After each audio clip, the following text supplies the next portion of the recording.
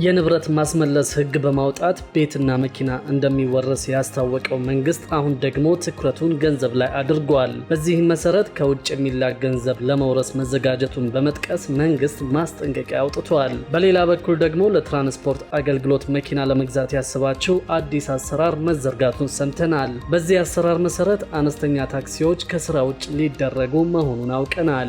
ሰላም ቤተሰቦቻችን፣ መረጃዎቹን የት ሀገርና የት ከተማ ሆናችሁ እየተከታተላችሁ እንደምትገኙ በሐሳብ መስጫው ላይ ጻፉልን። በየትኛው ርዕሰ ጉዳይ ላይ መረጃ እንድናቀርብላችሁ እንደምትፈልጉ ማሳውቁን። አሁን ዝርዝር መረጃዎቹን አንድ በአንድ ወደ እናንተ እናደርሳለን። እስከ መጨረሻው አብራችሁን ቆዩ። የንብረት ማስመለስ ህግ በማውጣት ቤትና መኪና እንደሚወርስ ያስታወቀው መንግስት አሁን ደግሞ ትኩረቱን ገንዘብ ላይ አድርጓል።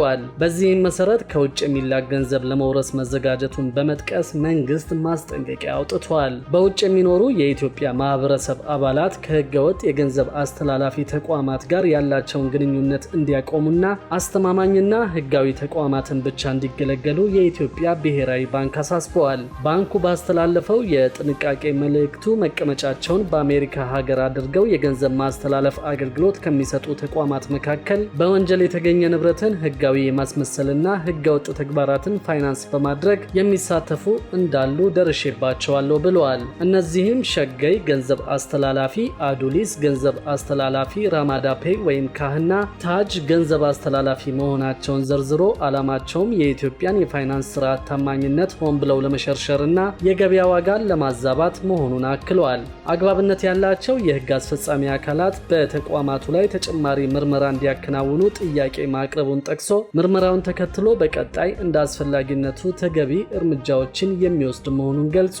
በእነዚህ ተቋማት አማካኝነት የሚላክ ገንዘብ በወንጀል የተገኘ ንብረትን ህጋዊ ከማስመሰል ድርጊት ጋር በተያያዘ ሊወረስ የሚችል መሆኑንም ባንኩ ጠቁመዋል። በዚህ አግባብ የተላከ ገንዘብ ለታለመለት ተቀባይ የሚደርስ ስለመሆኑ ዋስትና አለመኖሩንም ጠቅሶ የዳያስፖራው ማህበረሰብ አባላት በእነዚህ ተቋማት አማካኝነት ገንዘብ ከማስተላለፍ እንዲታቀቡ አሳስበዋል። ድንበር ተሻጋሪ የሆኑ ገንዘብ የማስተላለፍ ግብይቶች መከናወን ያለባቸው በመደበኛና ቁጥጥር በሚደረግባቸው የፋይናንስ ስርዓቶች አማካኝነት ብቻ መሆኑንም ገልጿል። በሌላ በኩል ደግሞ ለትራንስፖርት አገልግሎት መኪና ለመግዛት ያሰባቸው አዲስ አሰራር መዘርጋቱን ሰምተናል። በዚህ አሰራር መሰረት አነስተኛ ታክሲዎች ከስራ ውጭ ሊደረጉ መሆኑን አውቀናል። በመዲናዋ የህዝብ ትራንስፖርት ታክሲ ላይ ለመሰማራት ቢያንስ 25 ወንበር ያላቸው ተሽከርካሪዎችን መጠቀም ብቻ ፈቃድ እንደሚሰጥ ተገልጿል። በመዲናዋ ያሉት ሰማያዊ በነጭ ኮድ 1 የህዝብ ማመላለሻ ታክሲዎች በአገልግሎት ብዛት በማርጀታቸው መቀየር እንደሚገባቸው የአዲስ አበባ ትራንስፖርት ቢሮ አስታውቋል። ኮድ 1 ታክሲዎቹ ከዚህ ቀደም ከ12000 የሚበልጥ ቁጥር የነበራቸው ሲሆን አሁን ላይ ደግሞ በተለያዩ ምክንያቶች ቁጥራቸው ወደ 4000 መውረዱን የትራንስፖርት ቢሮ ኃላፊ አቶ ያብባል አዲስ ገልጸዋል። አሁን ላይ ለመዲናዋ ገጽታ ብሎም ለነዋሪዎች ደህንነት ሲባል ተሽከርካሪዎችን መቀየር የሚያስፈልጋቸው ሲሆን የተሽከርካሪ ባለንብረቶቹ የመኪና ቅያሪ ማድረግ እንደሚገባቸው ተናግረዋል። የመኪና ቅያሪ ለማድረግ መንግስት ብድር በማመቻቸትና ከቀረጥ ነፃ በሆነ መንገድ ተሽከርካሪ እንዲያገኙ ድጋፍ እንደሚያደርግ አቶ ያብባል ጠቁመዋል። በሌላ በኩል ደግሞ ወደ ታክሲ አገልግሎት መግባት የሚፈልጉ አካላት ከዚህ በኋላ ፈቃድ ለማግኘት ከ25 ወንበር በላይ ያላቸው መኪናዎችን በተጨማሪም በኤሌክትሪክ የሚሰሩ መኪናዎች በቅድሚያ ማሟላት እንደሚገባቸው የአዲስ አበባ ትራንስፖርት ቢሮ አመላክቷል። ከዚሁ ጎን ለጎን የትራንስፖርት ሚኒስቴር ያረጁ መኪናዎችን ከሀገር ውስጥ መንገዶች ለማውጣት እየተንቀሳቀሰ መሆኑ የተነገረ ሲሆን በቅርቡ በኢትዮጵያ መንገዶች ላይ የሚገኙ ያረጁ መኪናዎችና የጭነት ተሽከርካሪዎች ከአገልግሎት ውጭ ሊሆኑ ይችላሉ ተብሏል። አዲሱ የትራንስፖርትና ሎጂስቲክስ ሚኒስቴር የተሽከርካሪ ልቀት ብክለት ቁጥጥር መመሪያ የግሪን ሃውስ ጋዝ ልቀት መስፈርቶችን የማያሟሉ ተሽከርካሪዎችን ቀስ በቀስ ከአገልግሎት ውጭ የሚያደርጉ አስተዳደራዊ እርምጃዎችን ይዟል።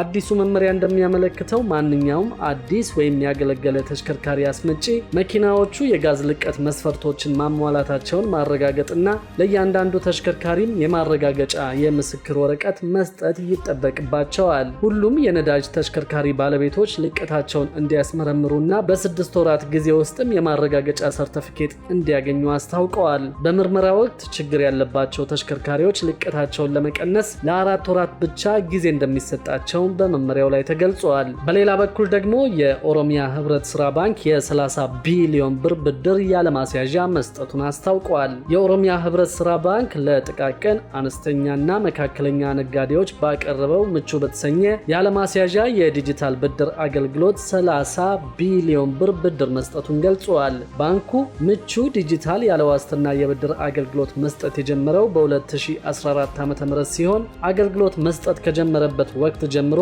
1.8 ሚሊዮን ለሚሆኑ የብድር አገልግሎት ፈላጊዎች 30 ቢሊዮን ብር ብድር መስጠቱን የባንኩ ፕሬዝዳንት አቶ ደርቤ አስፋው ተናግረዋል።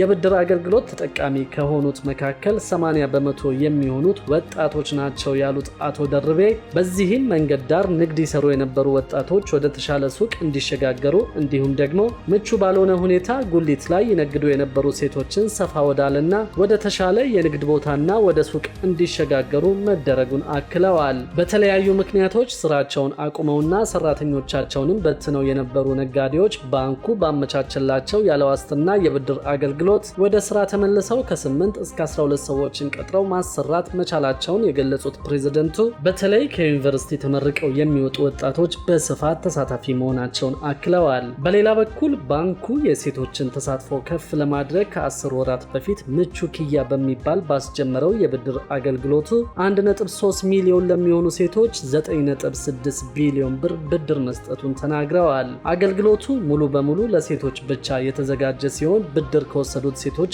አብዛኛዎቹ ወጣቶች መሆናቸውን በቀጣይ ለአርሶ አደሮች ምቹ የብድር አገልግሎትን ለማመቻቸት በሙከራ ላይ እንደሆነም ገልጸዋል። ፋርም ፓስ በሚል ለአርሶ አደሮች የብድር አገልግሎት ለመስጠት በተደረገ ሙከራ የተሻለ ምርታማነትና የገንዘብ ተጠቃሚነትን እንደሚያሳድግ መታየቱን ፕሮግራሙ ለአርሶ አደሮች የገበያ ትስስርን መፍጠር፣ የህብረት ስራ ማህበራትን፣ ገዢዎችን በግብርና ማቀነባበርና በሌሎች የግብርና አገልግሎት ሰጪዎችን የሚያገናኝ ዲጂታል የብድር አገልግሎት ነው ብለዋል። 600 ሺህ የሚጠጉ አርሶ አደሮች ለፋርም ፓስ ሙከራ የቀረቡ ሲሆን አርሶ አደሮቹ ያላቸውን የእርሻ መሬት ስፋት፣ በየዓመቱ የሚያመርቱት ምርትና የምርቱ መጠን የሚሉትና ሌሎች ሙሉ መረጃዎችን ሰብስበው መያዛቸውን አቶ ደርቤ አስታውቀዋል። አርሶ አደሮችን ምቹ የብድር አገልግሎት ተጠቃሚ ያደርጋል በተባለው ፋርም ፓስ ከ1000 በላይ የህብረት ስራ ማህበራትና 68 ዩኒዮኖች እንዲሁም ደግሞ ለኢንዱስትሪ ግብዓትና ለውጭ ገበያ ከአርሶ አደሮች ግብዓት የሚጠቀሙ ተቋማት መካተታቸውን ገልጸዋል።